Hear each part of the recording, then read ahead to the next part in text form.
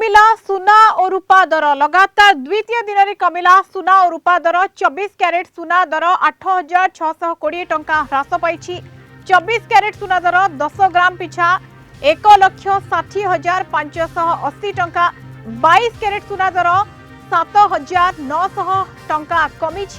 22 carat सुना दर 10 ग्राम पिछा 1,47,000 पहुंची। रूपा दर प्राय 55,000 टंका कमिला। 55,000 ह्रास पाई रूपा केजी 3,50,000 पहुंचला। अधिक आलोचना करिबा राजीव साहू वरिष्ठ चार्टर्ड अकाउंटेंट आम सहित जोड़ी होउछंती। सुतो साहू आपन को स्वागत करूची कलिंग टीवी को। सुतो साहू प्रथमे तो गोटी दिन में 11,000 टंका सुना बढ़ीगला, रूपा वर्ष अनुसार बढ़िला। वर्तमान 2 दिन हम देखा मिलूँ प्रथम 8,000 तापर वर्तमान समय 7,000 पाखापाखि कमिला सुना। ये कमिबार कारण कौन एवं आगामी समय जो आसंता काली बजेट रही ये सुना उपरे किसी आशा करा जाय पारे? देखु आम जदि देखा विगत दिन मानक अहेतुक भाव सुना रूपा दाम बढ़ी ता संगे संगे गत मासरे एवं गत किछि दिन रे गोटे अहेतुक भाव unprecedented rise in price of gold and silver जोटा कि इतिहास रे बोधे केबे एही प्रकार वृद्धि पाई नथिला।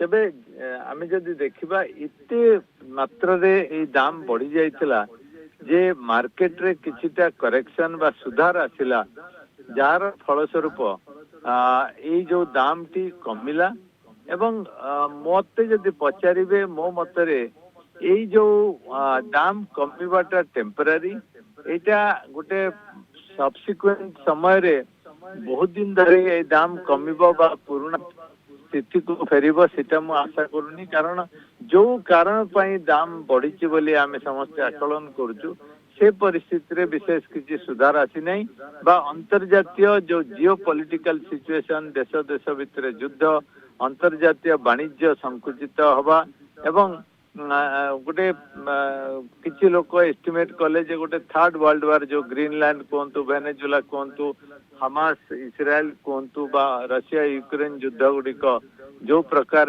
गोटे करल छाया बादल आकाश रे दिशुथिला बा दिशुची तेणु देश देश माने इन्वेस्टमेंट को सुना आकार रे जोटा कि कंसीडर करा जाय गोटे stable product stable commodity international बाजार रे। तेणु जेहेतु से परिस्थिति से भली भाव रे सुधरी नाही ए जो दाम कमिबाटा गोटे टेम्पररी करेक्शन बोली मु कहबी एवं आगामी दिन रे जदि ए परिस्थिति जारी रहे उभे तो पुणी थरे दाम बढ़ी पारे एवं आमे जदि देखिबा जे जो प्रकार कमिची सेटा टेम्पररी बोली मु कहबी। तो वर्तमान जो कमिची सुना दर ताहा टेम्पररी एवं आगामी समय ये आउ थरे बढ़ी मध्य पारे सेमिति किछि कुहा जाई न पारे। बहुत बहुत धन्यवाद सर अधिक आलोचना पाई राजीव साहू वरिष्ठ चार्टर्ड अकाउंटेंट आम सहित संपर्क में सविशेष आलोचना जोड़ी होइथार।